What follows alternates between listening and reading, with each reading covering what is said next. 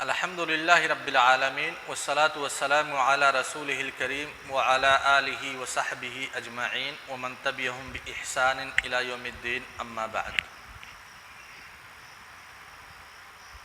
امام طحاوی رحمہ اللہ تبارک و تعالیٰ کے بعض اسماء کا تعارف کرا رہے ہیں اور ایسے ہی اللہ تبارک و تعالیٰ کی بعض صفات پہ گفتگو کر رہے ہیں، کیونکہ شروع میں جو انہوں نے عنوان قائم کیا تھا کہ ہم اہل سنت والجماعت اللہ تبارک و تعالیٰ کے سلسلے میں یہ اعتقاد رکھتے ہوئے کہتے ہیں کہ ان اللہ واحد لا شریک لہ، اللہ تبارک و تعالیٰ کی ذات ایک ہے، اس کا کوئی شریک نہیں۔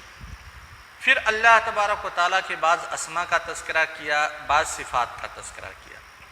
اس سے پہلے جو درس ہم نے لیا تھا سنیچر کو، اس میں اللہ تبارک و تعالیٰ کی اسماء حی اور قیوم پہ گفتگو ہوئی تھی۔ آج اللہ تبارک و تعالیٰ کی دو صفات خلق اور رزق، ان دونوں صفات پہ انشاءاللہ گفتگو ہوگی۔ سب سے پہلے امام طحاوی رحمہ اللہ کے قول کو ہم پڑھتے ہیں۔ امام طحاوی رحمہ اللہ کہتے ہیں خالق بلا حاجہ رازق بلا معونہ۔ اللہ تبارک و تعالیٰ کی تعریف کر رہے ہیں، اللہ تبارک و تعالیٰ کے صفات کا تذکرہ کر رہے ہیں۔ اللہ تبارک و تعالیٰ خالق ہے بغیر کسی حاجت کے، اللہ تبارک و تعالیٰ رازق ہے بغیر کسی کلفت و مشقت کے۔ ہاں شباب، اس عبارت کی شرح کرتے ہوئے ابن ابی العز الحنفی رحمہ اللہ کہتے ہیں اللہ تبارک و تعالیٰ کا قول ہے وَمَا خَلَقْتُ الْجِنَّ وَالْإِنسَ إِلَّا لِيَعْبُدُونِ، یعنی جو امام طحاوی رحمہ اللہ نے کہا خالق بلا حاجہ، اللہ تبارک و تعالیٰ نے پیدا کیا ساری چیزوں کو، ان ساری چیزوں کی ضرورت اللہ تبارک و تعالیٰ کو نہیں ہے۔ اب یہاں پہ ایک اشکال آتا ہے، اشکال یہ ہے ہم انسان اگر کسی بھی چیز کا انوینٹ کرتے ہیں، کسی بھی چیز کا آوشکار یا ایجاد کرتے ہیں تو انسانوں کی ضرورت کے لیے ہوتی ہے یا نہیں، انسان اس کے ضرورت مند ہوتے ہیں یا نہیں۔ اگر انسان اس چیز کی ضرورت مند نہ ہو تو اس چیز کا ایجاد ہی نہیں کیا جائے گا، کیونکہ ایجاد کا کوئی فائدہ نہیں ہوگا۔ جب لوگوں کی طرف سے ڈیمانڈ بڑھتی ہے کسی چیز کی تب اس چیز کو ایجاد کیا جاتا ہے، اسی لیے کہا جاتا ہے ضرورت ایجاد کی ماں ہے۔ ٹھیک ہے، تو اب سوال یہ پیدا ہو سکتا ہے کہ جب ہم انسان بغیر کسی ضرورت کے کسی چیز کو نہیں بناتے ہیں، ایجاد نہیں کرتے ہیں، تو کیا اللہ تبارک و تعالیٰ نے جب اس ساری کائنات کو بنایا، آسمان کو بنایا، زمین کو بنایا، فرشتے بنائے، انسان بنائے، شیطان بنائے، سارے لوگوں کو جب اللہ تبارک و تعالیٰ نے بنایا تو کیا اللہ تبارک و تعالیٰ بھی ان ساری چیزوں کا ضرورت مند ہے یا ضرورت مند نہیں؟ اگر یہ ساری چیزیں ختم ہو جائے تو کیا اللہ تعالیٰ کا کوئی نقصان ہوگا؟ اگر یہ ساری چیزیں باقی ہیں تو کیا اللہ تعالیٰ کو کوئی اس سے فائدہ ہونے والا ہے؟ یہ اشکال ہے۔ اسی اشکال کا جواب دیتے ہوئے ابن ابی العز الحنفی رحمہ اللہ نے قرآنی آیات سے خالق بلا حاجہ کے شرح کی ابتدا کی۔ کہتے ہیں اللہ تبارک و تعالیٰ فرماتے ہیں وَمَا خَلَقْتُ الْجِنَّ وَالْإِنسَ إِلَّا لِيَعْبُدُونِ مَا أُرِيدُ مِنْهُمْ مِنْ رِزْقٍ وَمَا أُرِيدُ أَنْ يُطْعِمُونِ ان اللہ هو الرزاق ذو القوة المتین۔ دوسری جگہ پہ اللہ تعالیٰ ارشاد فرماتا ہے یا ایھا الناس انتم الفقراء الی اللہ واللہ هو الغنی الحمید۔ سورہ محمد کے اندر اللہ تبارک و تعالیٰ ارشاد فرماتے ہیں واللہ الغنی وانتم الفقراء۔ سورہ انعام کے اندر اللہ تبارک و تعالیٰ ارشاد فرماتے ہیں قل اغیر اللہ اتخذ ولیا فاطر السماوات والارض وهو يطعم ولا يطعم۔ ایسے ایک حدیث پیش کرتے ہیں ابو ذر رضی اللہ تعالی عنہ کی، جس میں نبی کریم صلی اللہ علیہ وسلم حدیث قدسی کے تعلق سے، حدیث قدسی کے واسطے سے ارشاد فرماتے ہیں کہ اللہ تعالیٰ کہتا ہے اپنے بندوں کو مخاطب کر کے کہ اگر تم لوگوں میں سے سب سے پہلا انسان اور سب سے آخری انسان، یعنی سب سے پہلا جو دنیا میں آیا جس کی پیدائش ہو، سب سے آخر جو دنیا سے انتقال کرے گا، انسان اور جنات، اگر سب کے سب متقی اور پرہیزگار ہو جائے، یعنی کوئی کافر نہ بچے، کوئی اللہ تعالیٰ کا ناشکرہ نہ بچے، تو یہ میری ملکیت میں یا میرے ملک میں، میری بادشاہت میں کسی چیز کا اضافہ نہیں کریں گے۔ ایسے ہی اگر سارے کے سارے انسان و جنات، پہلے انسان سے لے کر کے آخری انسان تک، پہلے جنات سے لے کر کے آخری جنات تک، سارے کے سارے لوگ فاجر ہو جائے، فاسق ہو جائے، کفر کا ارتکاب کرنے لگے، تو اللہ تعالیٰ کہتے ہیں کہ میری بادشاہت میں کسی چیز کی کمی نہیں ہوگی۔ اور اگر سارے کے سارے انسان و جنات کسی ایک اونچی جگہ پہ اکٹھا ہو جائے، اگر اکٹھا ہو جائے اور مجھ سے مانگیں، اپنے اپنے مطالبات میرے پاس رکھیں، اور ہر ایک انسان و جنات کو اس کے سارے مطالبات کو میں پورا کر دوں، سارے مطالبات اس کے دے دوں۔ کوئی اگر مانگتا ہے کہ مجھے پوری دنیا کے برابر سونا چاہیے، اس کو پوری دنیا کے برابر سونا دے دیا گیا۔ پھر ایک آدمی مانگتا ہے، یعنی جتنی انسان کی خواہشات ہے، تمام انسانوں کی، پہلے انسان سے لے کر کے آخری انسان تک، پہلے جنات سے لے کر کے آخری جنات تک، سارے کے سارے مطالبات، سارے کے سارے لوگوں کے مطالبات اگر اللہ تبارک و تعالیٰ پورا کر دے تو کہتے ہیں ما نقص ذلك مما عندي الا كما ينقص المخيط اذا ادخل البحر، کہ جو میری بادشاہت ہے، جو میرے خزانے، ان خزانوں میں سے کچھ بھی کم نہیں ہوگا، ذرہ برابر کوئی کمی نہیں آئے گی۔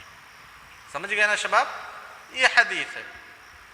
ان آیات اور اس حدیث کو پیش کرنے کا مقصد امام ابن ابی العز الحنفی رحمہ اللہ کا یہی ہے کہ جو ہم یہ تصور قائم کرتے ہیں کہ اللہ تعالیٰ کو کسی چیز کی ضرورت ہوگی، وہ تصور باطل ہے، شریعت سے متصادم ہے، شریعت کے مضاد ہے۔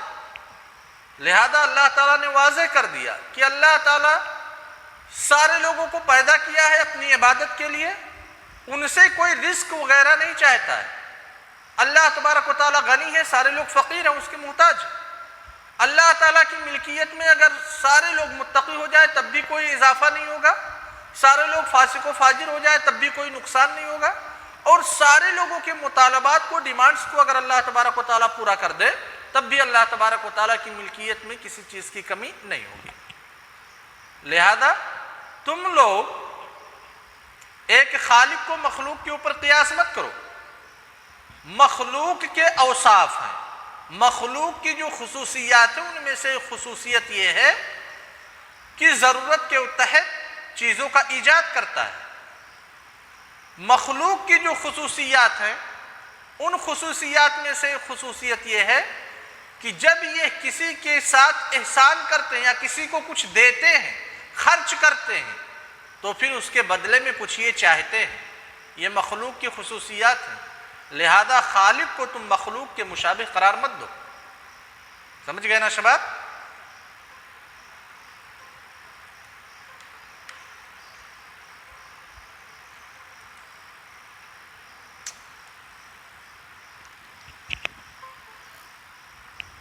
لہذا اللہ تبارک و تعالیٰ نے اپنی ذات کے بارے میں بتلایا کہ وہی خالق ہے، وہی رازق ہے، یعنی خلق اور رزق کا وہی مالک و مختار ہے تن تنہا۔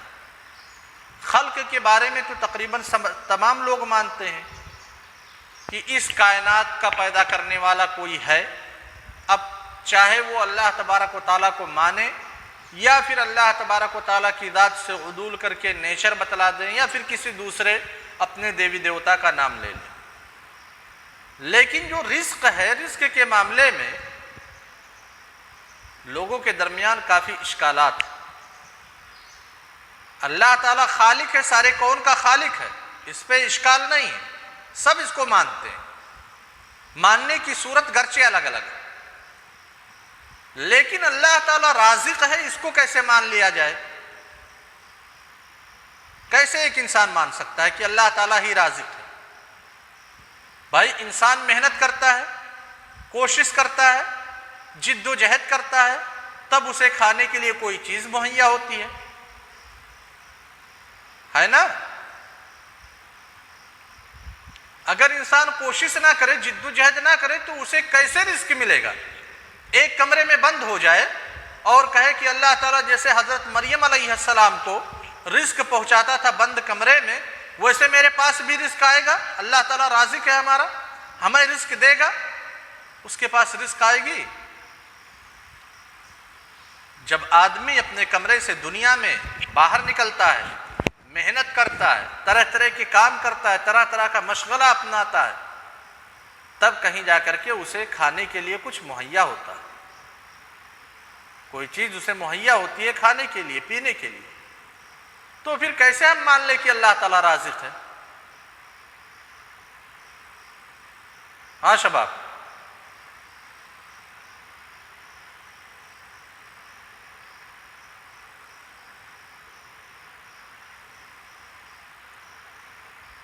معاملہ بہت ہی واضح ہے کہ جس چیز کو ہم اپنے کھانے کے لیے استعمال کر رہے ہیں، پینے کے لیے استعمال کر رہے ہیں، اپنے رہنے کے لیے استعمال کر رہے ہیں، زندگی گزارنے کے لیے استعمال کر رہے ہیں، ان ساری چیزوں کو اللہ تعالیٰ نے ہمارے لیے فراہم کیا ہے، ہمارے لیے رزق کے اسباب کو فراہم کیا، ہمارے لیے کھانے کے سامان کو فراہم کیا، پینے کے سامان کو فراہم کیا۔ اور آج جب ایک آدمی جوانی کی عمر میں پہنچتا ہے، کہتا ہے کہ یہ میرے ہاتھ کی کمائی ہے، میرے عقل سے، اپنے عقل سے میں نے اتنی مال و دولت اکٹھا کی ہے، اتنا کمایا ہے، اس میں اللہ تعالیٰ کا کوئی عمل و دخل نہیں ہے، تو ذرا سوچئے کہ اللہ تعالیٰ نے کیسے اس کے لیے اسباب رزق کو مہیا کیا ہے۔ سب سے پہلے اللہ تعالیٰ نے ہر ایک انسان کے لیے رزق کا ایک دروازہ کھولا، رزق کا ایک دروازہ کھولا ہر ایک انسان کے لیے۔ کب؟ جب انسان اپنی ماں کے پیٹ میں ہوتا ہے۔ آج جو تم کہہ رہے ہو کہ یہ میرے ہاتھ کی کمائی ہے، میرے عقل کی پیداوار ہے، میرے عقل کا انتاج ہے، تو جب تم اپنی ماں کے پیٹ میں تھے، اگر اللہ تعالیٰ رازق نہیں ہے تو تم اپنی ماں کے پیٹ میں کیسے زندہ رہے؟ وہاں پہ کون تم کو رزق دے رہا تھا؟ کیا تمہاری ماں دے رہی تھی؟ تمہاری ماں کو تمہارے بارے میں پتہ ہی نہیں ہے کہ تم کس حال میں ہو، تم میل ہو یا فیمیل ہو، تم زندہ بھی ہو کہ مر رہے ہو، تمہارے اندر کوئی پریشانی ہے، تمہیں بھوک کب لگتی ہے، پیاس کب لگتی ہے، تمہاری ماں کے بارے میں، تمہاری ماں کو تمہارے بارے میں کچھ نہیں پتا۔ اس کے باوجود اللہ تعالیٰ رزق کا وہاں پہ ایک دروازہ کھولتا ہے، ایک ایسے بچے کو جس کے نہ تو ابھی ہاتھ ظاہر ہوئے صحیح سے، نہ تو پیر ظاہر ہوئے، نہ اس کے اندر سوچنے سمجھنے کا مادہ ہے، نہ بولنے کی صلاحیت ہے، نہ کسی چیز کے سونگھنے کی صلاحیت ہے، اللہ تبارک و تعالی نے ماں کے پیٹ میں اسے غذا مہیا کیا، ماں کے خون سے۔ وہی خون جب عورت حمل کی حالت میں نہیں ہوتی ہے تو شریعت اسے حیض کا خون قرار دیتی ہے، جس کو نجس مانا جاتا ہے، اسی خون سے ایک بچے کی پرورش ہوتی ہے اس کی ماں کے پیٹ میں، ٹھیک ہے؟ جب بچہ پیدا ہوا، اللہ تبارک و تعالیٰ نے اس کے لیے رزق کے دو دروازے کھولے۔ صرف پیدا ہوا، بس زمین پہ، زمین کے اندر، زمین کے اوپر وہ آیا، اس کی پیدائش ہوئی۔ جب تک اس کی پیدائش نہیں ہوئی تھی تب تک اس کے لیے ایک دروازہ رزق کا کھلا ہوا تھا۔ جب وہ پیدا ہوا، اللہ تعالیٰ نے اس کے لیے رزق کے دو دروازے کھول دیے۔ وہ ہے اس بچے کی ماں کا پستان، ماں اپنے بچے کو دودھ پلا رہی ہے۔ کہاں سے وہ دودھ اچانک آ گیا؟ اس بچے کو جو ابھی نو مولود ہے، ایک دن ہوا ہے پیدا ہوئے، چند گھنٹے ہوئے پیدا ہوئے، کون اس کو سکھلایا کہ اپنی ماں کے، اپنے منہ کے ذریعہ سے تم اپنی ماں کے پستان سے لپٹ کر کے اپنی غذا کو حاصل کر سکتے ہو؟ کون ہے؟ کون رازق ہے وہاں پہ؟ ہاں شباب، اب اگر یہ جواب دیا جائے کہ ایک ماں اپنے بچے کو دودھ پلاتی ہے، ٹھیک ہے، ایک ماں اپنے بچے کو دودھ پلاتی ہے، لیکن بچے کو کون سکھلاتا ہے کہ جو تمہارے منہ میں جا رہا ہے اسے تم نگل جاؤ، تم اپنے ہونٹوں کو ہلاؤ تاکہ اپنی ماں کے پستان سے دودھ نکلے؟ کون یہ الہام کرتا ہے؟ اللہ تبارک و تعالی۔ جب یہ آدمی بڑا ہوتا ہے، بچہ بڑا ہو جاتا ہے، اللہ تبارک و تعالیٰ اس کے لیے رزق کے 4 دروازے کھولتے ہیں۔ جب تک ماں کی پیٹ میں تھا رزق کا 1 دروازہ، ماں کی پیٹ سے باہر آیا رزق کے 2 دروازے، اور اب جب بڑا ہو گیا، دودھ چھوڑ دیا ماں کا، تو پھر اس کے لیے رزق کے 4 دروازے کھول دیے۔ 4 دروازے، 2 دروازے پینے کے، 2 دروازے کھانے کے۔ پینے کے لیے دودھ ہے اور پانی ہے یا پانی سے جو چیزیں بنائی جاتی ہیں۔ کھانے کے لیے ایک ہے جو زمین پہ چیزیں اگتی ہیں، اور دوسری چیز جو پانی کے ذریعہ سے پیدا ہوتی ہیں، یعنی سمندری چیزیں، چاہے وہ گوشت ہو، چاہے مچھلی ہو، چاہے چاول ہو، چاہے آٹا ہو، چاہے دال ہو۔ یہ 4 دروازے اللہ تبارک و تعالیٰ نے ہر ایک انسان کے لیے کھولے۔ اب اگر تم یہی کہتے ہو کہ یہ تمہارے ہاتھ کی کمائی ہے، اللہ تبارک و تعالی اگر پوری سرزمین کو صرف پانی میں تبدیل کر دے تو صرف پانی نظر آئے، کوئی اللہ تبارک و تعالیٰ کو منع کر سکتا ہے؟ یہ تو اللہ تعالیٰ کا رحم ہے، اللہ تبارک و تعالیٰ کا فضل و احسان ہے کہ پینے کے لیے پانی ہے اور پھر کھانے کے لیے دال چاول ہے نا؟ اللہ تبارک و تعالیٰ چاہے تو پوری چیزوں کو پانی میں تبدیل کر دیں گے، چاہے تو پانی کا خاتمہ ہی کر دے، پانی ہی نہ باقی بچے، لہذا تم دال چاول پہ زندگی کب تک گزارو گے؟ چاہے تو اللہ تبارک و تعالیٰ ساری زمینوں کو بنجر بنا دے۔ یہ اللہ تبارک و تعالیٰ کی ذات ہی ہے جو تمہارا رازق ہے، اس نے تمہارے لیے ان ساری چیزوں کو مہیا کیا، ان کے وسائل فراہم کیے ہیں، لہذا تم جاتے ہو پیسہ کماتے ہو، اس پیسے کے ذریعہ سے دال خریدتے ہو، چاول خریدتے ہو، پینے کے لیے مشروبات خریدتے ہو۔ اگر اللہ تبارک و تعالیٰ چاہے تو ان ساری چیزوں کو نیست و نابود کر دے۔ تو حقیقت میں جو رازق ہے وہ اللہ تبارک و تعالیٰ ہی، اسی نے رزق کو تمہارے لیے میسر کیا اور رزق کے اسباب کو بھی تمہارے لیے میسر کیا۔ سمجھ گئے نا شباب؟ لہذا اب ہماری ذمہ داری کیا ہے؟ جب ہم یہ جان جاتے ہیں کہ ہمارا پیدا کرنے والا اللہ تبارک و تعالیٰ، ہمیں رزق دینے والا اللہ تبارک و تعالیٰ، تو ہماری ذمہ داری یہ ہے کہ ہم اس اللہ کی صرف اور صرف عبادت کریں، اس کے علاوہ کسی دوسرے کو اپنا معبود نہ بنائیں۔ سمجھ گئے نا شباب؟ اس کے بعد امام طحاوی رحمہ اللہ اللہ تبارک و تعالیٰ کے اوصاف کا تذکرہ ہوا کرتے ہوئے کہتے ہیں، ممیت بلا مخافہ باعث بلا مشقہ۔ ممیت بلا مخافہ باعث بلا مشقہ۔ اللہ تبارک و تعالیٰ بغیر کسی خوف کے موت دیتا ہے، اور بغیر کسی مشقت کے اللہ تبارک و تعالیٰ مردوں کو زندہ بھی کرنے والا ہے۔ یہ اللہ تبارک و تعالیٰ کے اوصاف ہیں۔ یہ کسی مخلوق کے اندر یہ وصف پائی جاتی ہے؟ ایک جاہل آدمی تھا حضرت ابراہیم علیہ السلام کے زمانے میں، جس نے کہا تھا کہ موت اور زندگی کا میں مالک ہوں۔ اس کے علاوہ تو دنیا کے کسی انسان نے نہیں کہا کہ موت اور زندگی کا میں مالک ہوں۔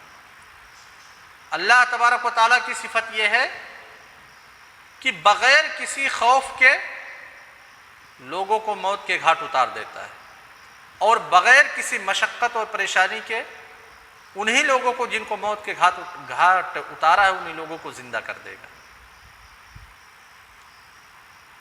امام ابن ابی العز الحنفی رحمہ اللہ جب اس کلمہ کی تشریح میں آتے ہیں تو اس میں 3-4 پوائنٹ پہ گفتگو کی ہے۔ یہ گفتگو کل کے لیے ہم مؤخر کرتے ہیں، لیکن جان لیتے ہیں کہ نقاط کیا ہے۔ سب سے پہلی چیز کہ موت یہ صفت وجودی ہے یا صفت عدمی ہے، یعنی موت کا وجود ہے کہ موت کا وجود نہیں ہے۔ ہاں شباب، موت آ گئی، ایک انسان مر گیا، ٹھیک، تو موت یہ عدم ہے یا وجود ہے؟ پہلا نقطہ یہ ہے۔ دوسرا نقطہ کہ امام طحاوی رحمہ اللہ نے بلا مخافہ ممیتن میں بلا مخافہ کی قید کیوں لگائی، اس کی حکمت کیا ہے، علت کیا ہے؟ اور تیسرا نقطہ کہ باعث میں بلا مشقت کی قید کیوں لگائی؟ یہ کل کا درس ہوگا، اور جو آپ لوگوں کے پاس PDF بھیجا ہوں اس میں موجود ہے، آپ لوگ اس کو پڑھ لیجئے گا، ٹھیک ہے شباب؟ السلام علیکم ورحمۃ اللہ وبرکاتہ۔